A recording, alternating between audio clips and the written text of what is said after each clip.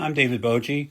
I've been studying storytelling for 40 years, written 28 books and 150 articles. Doesn't make me an expert, but I do know some things about storytelling. And what you want to do is avoid a lot of this TikTok advice on how to do storytelling because they're Western kinds of formulas. Look at indigenous storytelling if you really want to learn about the ways of storytelling before Western capitalism took it over. Now, let's look at an example and see if we can give this gentleman a little bit of help to do some better storytelling in more indigenous ways.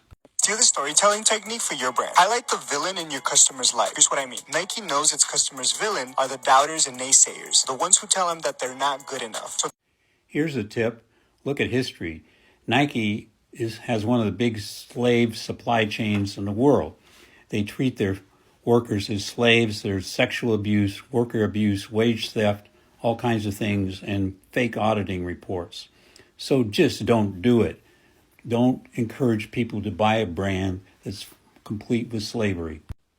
Number 2, indigenous ways of storytelling look at the place and the time and the mind of the living stories of the workers who are making the Nike shoes. It's not about brand fashion.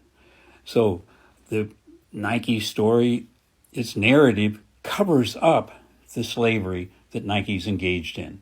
I should know because I've studied them many years.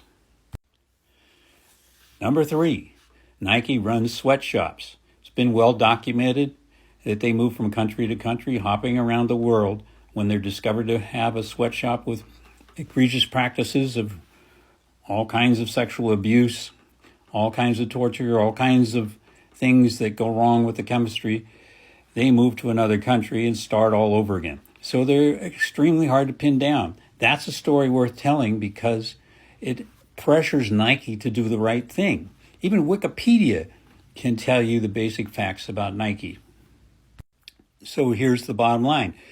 Go ahead and look at more indigenous storytelling on the TikTok. There's a lot of good indigenous content you can find.